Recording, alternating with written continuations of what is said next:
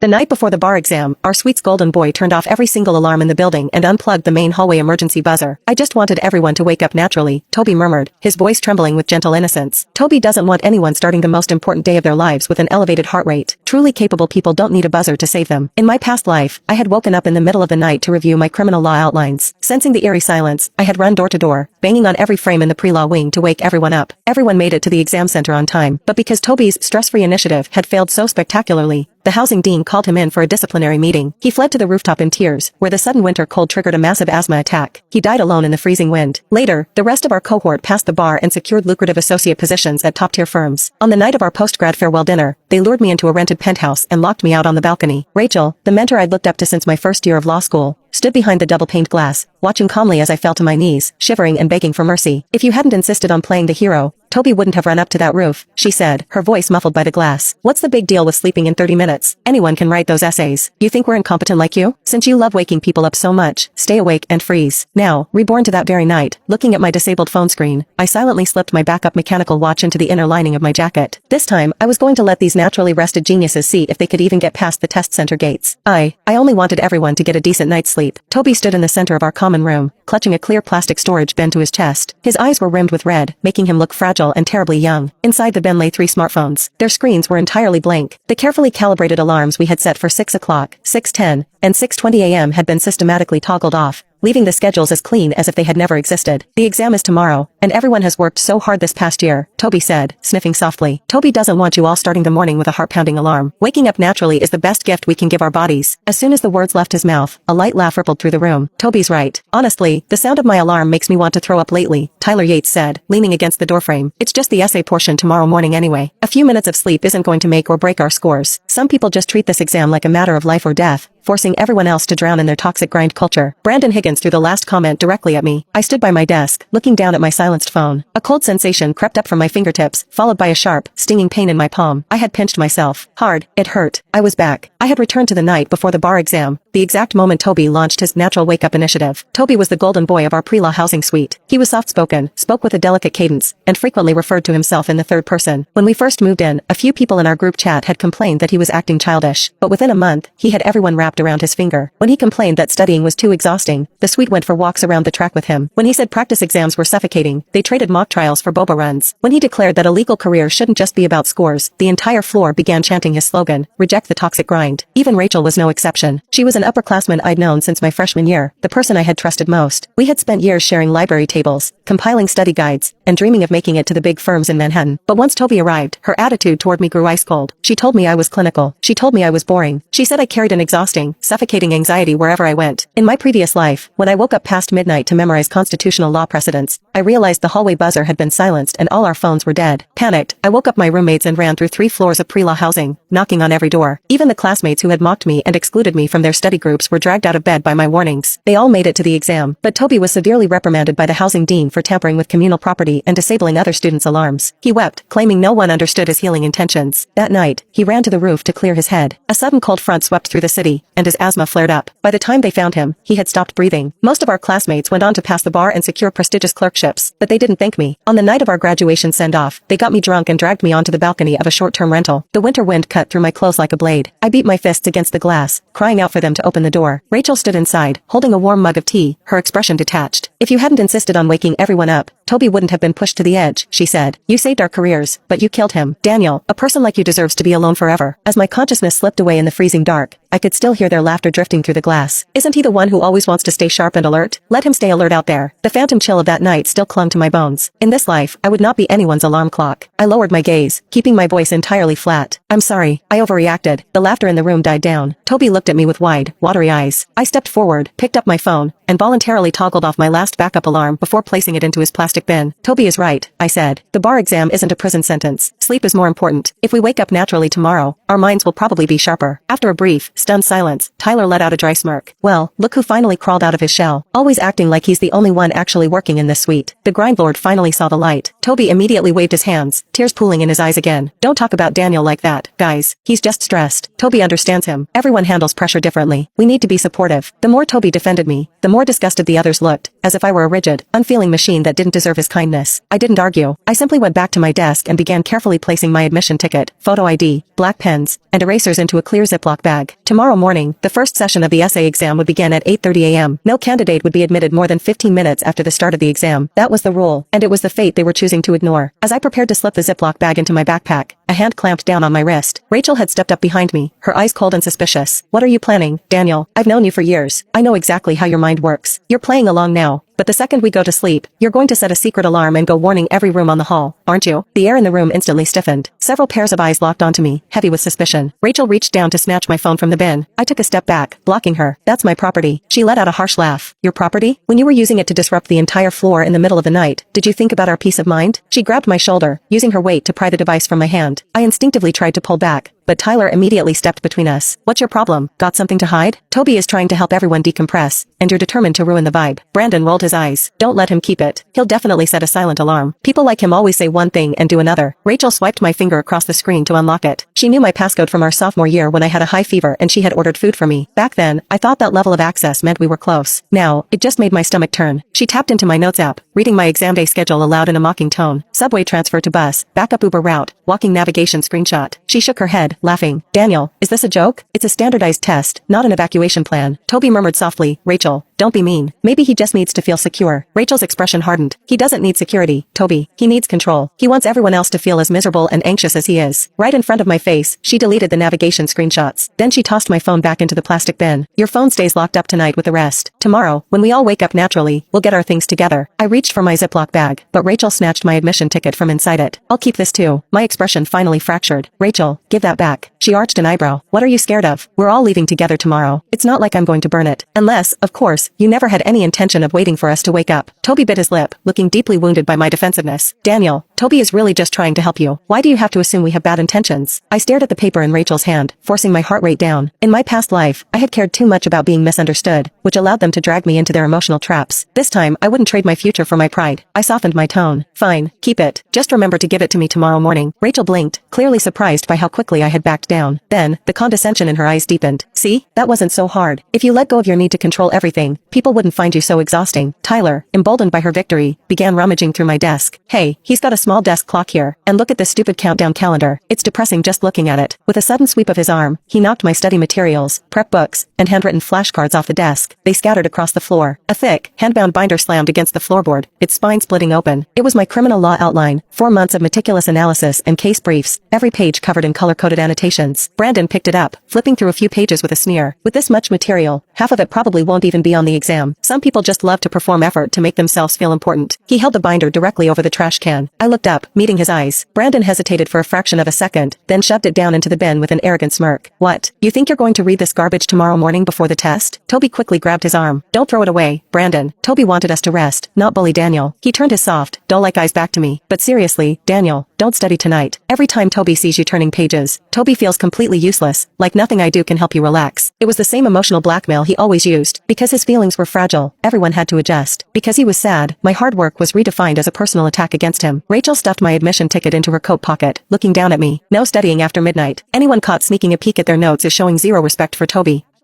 The room paused on that. Toby looked up from his desk. "I didn't mean." Someone cut in. "You said it." Rachel didn't respond. Her hand stayed in her pocket. Tyler stopped writing. Brandon turned a page and didn't continue reading it. A few others followed without speaking, pens slowing, then stopping, notebooks left open. Toby tried again. It was just about not stressing everyone out. No one picked it up. Rachel looked across the room instead of at him. Tyler leaned back in his chair. "So are we not allowed to study now?" No answer came. Brandon closed his pen. Toby stopped talking.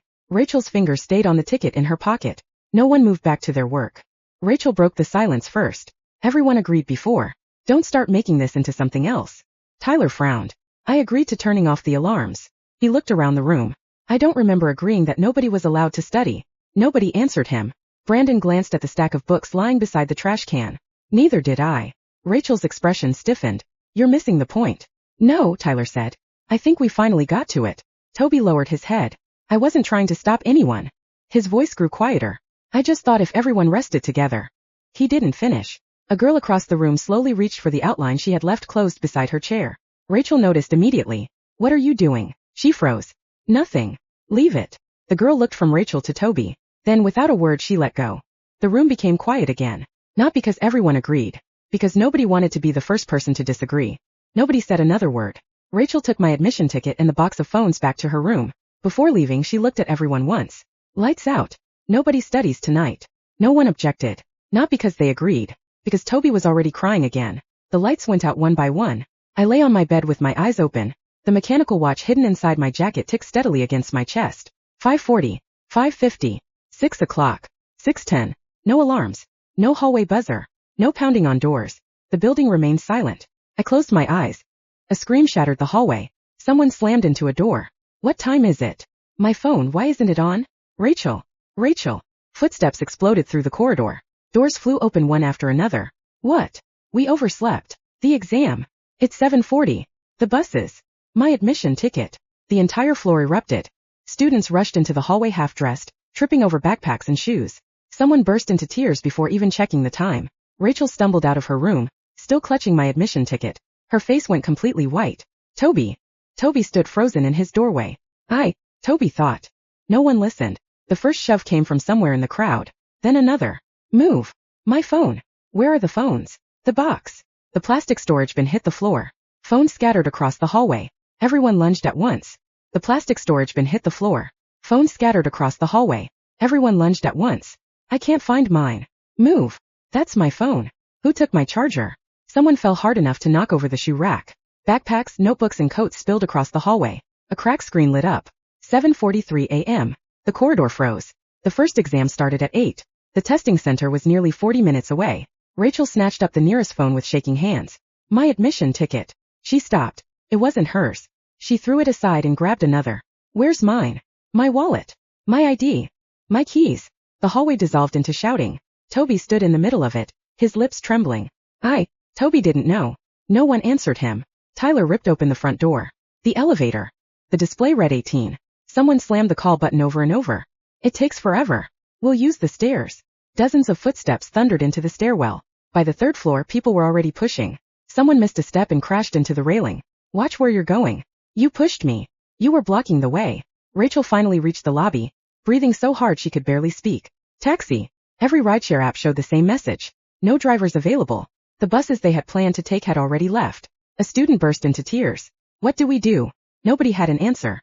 Outside, the morning traffic barely moved. Cars stretched across the intersection in an endless line of red brake lights. Tyler stared at the road as if he could force it to clear by will alone. We can still make it. No one believed him. Behind them, Toby finally caught up. His hair was messy. His backpack wasn't even zipped. Toby is sorry. Rachel spun around. For once, stop talking. The words hit harder than a slap. Toby froze. His eyes filled instantly. But this time nobody rushed to comfort him. Someone looked at the time. 7:51. The silence lasted only a second. Then everyone ran again. They split without thinking. Some sprinted toward the subway. Others ran into the street, waving at every passing cab. A few were already yelling into their phones. Dad, come pick me up. I'm going to miss it. I don't care where you are. Rachel grabbed Tyler's arm. Come on. He pulled away. My route's this way. She stared at him. What? I'm not waiting. He turned and ran. Brandon didn't stop either. Within seconds, the group that had spent the last year doing everything together scattered in every direction. No one looked back. Toby stood alone on the sidewalk. He looked left, then right. Wait for Toby. Nobody did. He finally started running after the nearest group, nearly dropping his backpack in the middle of the crosswalk. A horn blared. Brakes screeched. A driver leaned out the window. Watch where you're going. Toby stumbled onto the curb without answering. I watched from across the street. At 6:20 I had already left the dorm. I had walked 3 blocks before calling a taxi. By the time the city woke up I was already halfway to the test center. The morning traffic thickened behind me. Every red light added another minute. Every minute added another layer of panic to the people trapped inside it. When I stepped out in front of the examination center, it was 7:18. Students lined up quietly outside the entrance. Some flipped through notes one last time. Others stood with their eyes closed, taking deep breaths. Teachers checked admission tickets at the gate. Everything was orderly. Everything was exactly as it should be. I glanced at the road. There was no sign of anyone from my dorm. I looked away and joined the line. At 7:46, the first familiar face appeared. Rachel. Her hair was loose, her breathing ragged, one shoe splashed with mud. She pushed past the end of the line, clutching a handful of admission tickets. Sorry, excuse me. She kept looking over her shoulder. No one was behind her. Not Toby. Not Tyler. Not Brandon. Just her. She turned toward the road again. For the first time that morning, real fear crossed her face. Rachel kept looking down the road. They're coming. No one answered. The proctor glanced at the clock. Candidates, prepare your admission tickets. The line moved. Rachel stepped forward with everyone else, but her eyes never left the intersection. Then they appeared. Tyler was first. His shirt was soaked with sweat, backpack hanging from one shoulder. Brandon was right behind him. A dozen others poured around the corner together. Toby! Someone screamed. Run! The entire group charged toward the gate. They weren't even together anymore. They shoved each other. Someone stumbled. Another person jumped over them without stopping. My ticket! My bag! Get out of my way! A girl crashed into the barricade, scattering the plastic folders she'd been carrying. Nobody helped her. They stepped over them. Rachel ran toward them. Hurry! Tyler grabbed her wrist. You have my ticket. What? You picked them up. Rachel looked down. Her face drained. In the chaos at the dorm, she grabbed a stack of admission tickets instead of just her own. She flipped through them frantically. No, that's mine. Give it back. Hands reached from every direction. Someone snatched one away. Another tried to pull the whole stack free. The papers scattered into the air. Admission tickets fluttered across the pavement. The crowd broke. People dove after them. That's mine. No, that's mine. Don't tear it. A sharp ripping sound cut through the shouting. Everyone froze. Half of one admission ticket remained in one student's hand. The other half was clutched by someone else. The girl's face went white. No. She dropped to her knees. No. The proctor blew a whistle. Stand back. Security rushed forward. Pick up your own documents only. I can't. They're mixed together. My photo, where's my photo? One student picked up a ticket. This isn't mine. Another looked down. This isn't mine either. Rachel's hands shook so violently she couldn't sort them anymore. I'm sorry. I'm sorry. Tyler stared at her. Then without warning, he slapped the stack out of her hands. What good is sorry? The remaining tickets scattered across the ground again. For 1 second, nobody cared about Toby anymore. Nobody cared about natural waking. Nobody cared about respecting anyone. They cared about one thing, getting through those gates before they closed. And they were running out of time. 8 minutes. I said 8 minutes. The security guard's voice disappeared beneath the shouting. Someone ripped an admission ticket straight out of another student's hand. That's mine. No, it's not. It has my name. Give it back. 2 students crashed into each other. One hit the pavement. His plastic document sleeve burst open. His ID card skidded across the sidewalk. My ID. He crawled after it. A shoe landed on his hand. He screamed. Nobody stopped. Rachel was still trying to separate the stack. Tyler, this one's yours. Tyler snatched it away. He looked once. This isn't mine. He threw it back into Rachel's chest. What did you do? I didn't. I picked them up in a hurry. You had one job. Brandon shoved between them. Move. Rachel stumbled sideways. The remaining admission tickets flew out of her hands. This time they scattered into a puddle beside the curb. Someone lunged for them. Someone else landed on top of him. A third person grabbed a fistful without looking. Stop taking mine. I'm taking whichever one I can get. Are you insane? What do you want me to do? Fail. That sentence broke something. A girl suddenly grabbed another by the hair. You took mine. I didn't. Liar. They crashed onto the sidewalk. Their backpacks spilled open. Pens, IDs, and admission tickets slid in every direction. The crowd surged over them. No one pulled them apart. Everyone was searching for their own ticket. Someone started crying. Not quietly. The kind of crying that made it hard to breathe. My mom. My mom sold her jewelry. I can't miss this. Another student rounded on Toby. This is your fault. Toby's face emptied. Toby. You said we'd wake up naturally. You said capable people didn't need alarms. I believed you. You ruined us. No. Rachel threw herself between them. Don't yell at him. The words only made it worse. Tyler laughed. Actually laughed. A short broken sound. You're still protecting him? He pointed at the chaos around them. Look around. A torn admission ticket blew across the pavement. Someone chased after it. A city bus rolled over it before they reached it. The paper disappeared beneath the tires. The students stood in the middle of the road staring. Then they let out a scream so sharp that everyone nearby turned. It wasn't anger anymore. It was despair. Behind them the loudspeaker crackled. Candidates may now begin entering the examination building. The line outside the gate started moving. The students who had arrived on time disappeared through the entrance one by one. The gate grew emptier. The sidewalk grew louder. And for the first time that morning, every person who had laughed the night before understood exactly what 30 minutes was worth. The first bell rang. The examination papers were passed down row by row. The invigilator's voice was calm. Candidates, you may begin. I turned over the paper. The first essay question was exactly where my eyes expected it to be. The corners of my mouth lifted. Not much. Just enough. Outside the closed windows, the shouting hadn't stopped. Even through the thick glass, I could hear fragments. Open the gate. My admission ticket. It wasn't my fault. The invigilator glanced toward the window before calmly closing it. The noise became distant. I lowered my head and picked up my pen. For the first time in 2 lifetimes, I didn't have to worry about anyone else. Not Toby.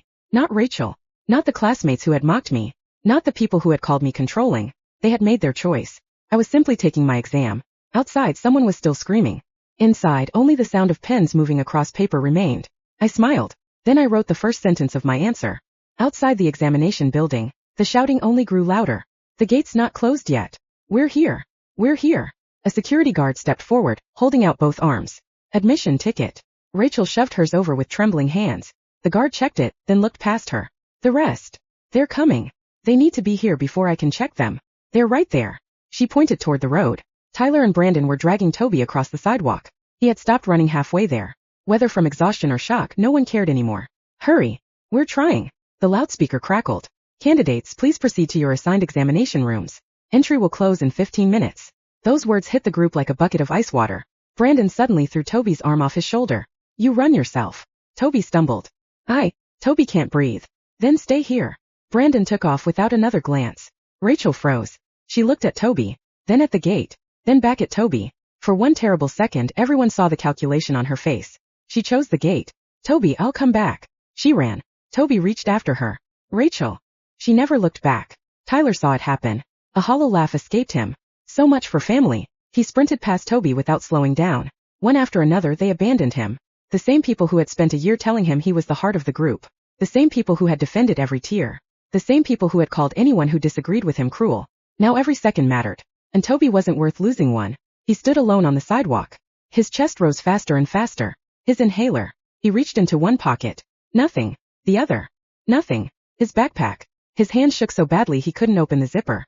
Someone crashed into him from behind. The backpack fell. Books, pens, papers and the inhaler spilled across the pavement. A passing student stepped on it without noticing. The plastic cracked with a sharp snap. Toby stared at it. No. Meanwhile, Rachel reached the checkpoint gasping for air. The guard scanned her admission ticket, then looked at the clock. Proceed. She took one step, then stopped. She turned around instinctively. The road behind her was complete chaos. Students were still running. Others were arguing with security. Tyler was screaming at Brandon. Brandon shoved him hard enough to send him stumbling backward. Someone was crying. Someone else was on the phone begging their parents to do something. Toby was still standing where they had left him. Tiny. Alone. Rachel opened her mouth. For the first time that morning, she realized something she had refused to admit the night before. No one had ruined them. They had ruined themselves. The final bell rang. Candidates stopped writing. Pens fell onto desks one after another. The invigilators collected the answer booklets row by row. I stretched my fingers and walked out with the rest of the examinees. Outside the gates, the crowd hadn't dispersed. It had only changed. Parents surrounded clusters of students, asking the same questions over and over. How was it? What was the essay? Was it difficult? Then they saw the students from our dorm. Their expressions changed. Rachel stood beneath a tree, her face ashen. Tyler sat on the curb with both elbows on his knees, staring blankly at the ground. Brandon had a swollen cheek. Judging from the handprint across it, someone had already slapped him. Toby was sitting on an ambulance stretcher with a blanket around his shoulders, an oxygen mask covering half his face. No one was standing beside him. You told us studying was disrespectful. You said we'd all leave together. You said there was plenty of time.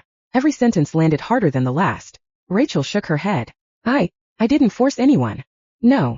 Another student laughed bitterly. When Daniel tried to keep his phone, who grabbed it? When he wanted his admission ticket back, who took it? When Brandon threw away his notes, who stood there watching? Rachel's lips parted. No sound came out. The crowd wasn't listening anymore. One accusation pulled another to the surface. You laughed at him. You called him controlling. You said he made everyone anxious. You told us not to study. You told us nobody needed alarms. Parents who hadn't understood the situation moments ago slowly pieced it together. Their faces darkened. One mother marched straight toward Rachel. My daughter repeated a year to take this exam. Her voice shook with rage.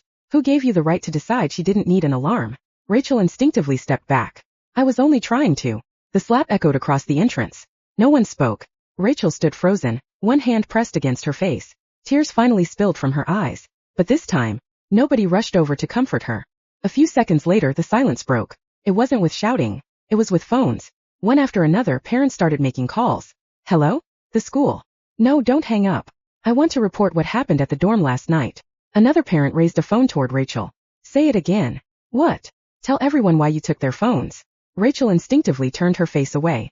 I didn't mean. You didn't mean what? You didn't mean to take their alarms? You didn't mean to take their admission tickets? You didn't mean to stop them from studying? Every answer trapped her further. Tyler suddenly pointed at Toby. It wasn't Rachel. It was him. The crowd turned.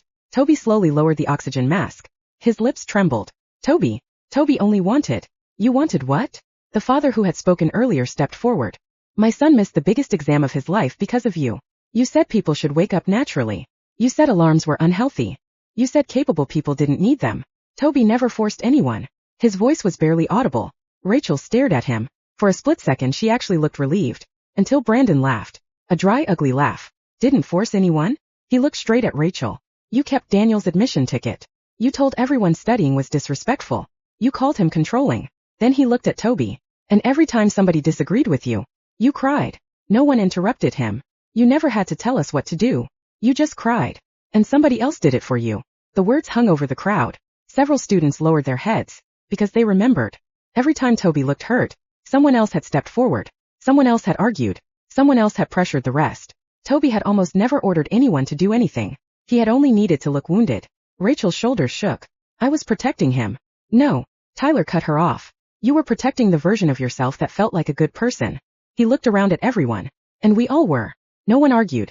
Because every one of them remembered laughing at Daniel. Calling him anxious. Calling him controlling. Calling him exhausting. They hadn't been forced. They had enjoyed it. A mother suddenly picked up a torn set of handwritten notes that had fallen out of someone's backpack. Whose are these? No one answered. She looked toward me instead. Were yours destroyed too? I met her eyes. Yes. I didn't say anything else. I didn't have to. Rachel slowly closed her eyes. She remembered Brandon throwing my outline into the trash. She remembered deleting the navigation screenshots from my phone. She remembered slipping my admission ticket into her own pocket.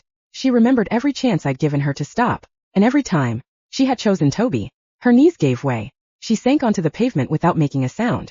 This time not a single person reached out to help her. By the time the second exam was over, the building outside felt different. Quieter. Not peaceful, emptier. A few students were still sitting on the curb, staring at their invalidated admission tickets, like they still couldn't accept what had happened. Some had already left. Not to celebrate, just to disappear. Rachel never went back inside after that morning. She stayed outside the gate through both exam sessions, sitting in the same spot, phone in her hand, screen off.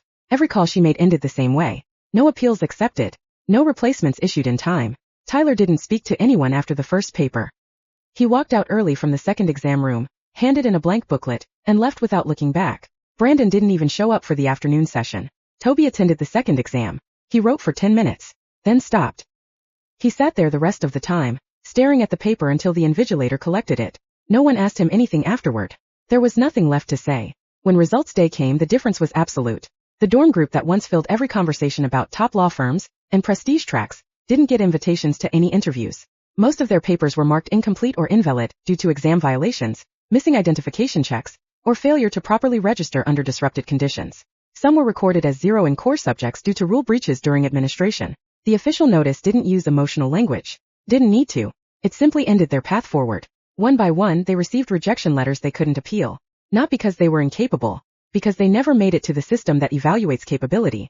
Toby withdrew from school first. There was no announcement. Just an empty desk. Rachel followed a week later.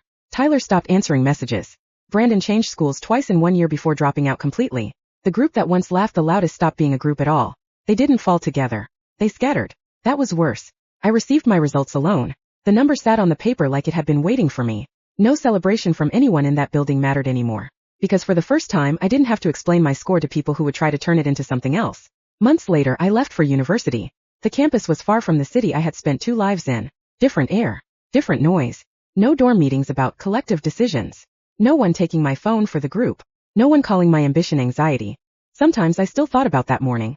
Not with anger anymore. Not even satisfaction. Just clarity. They didn't fail because I beat them.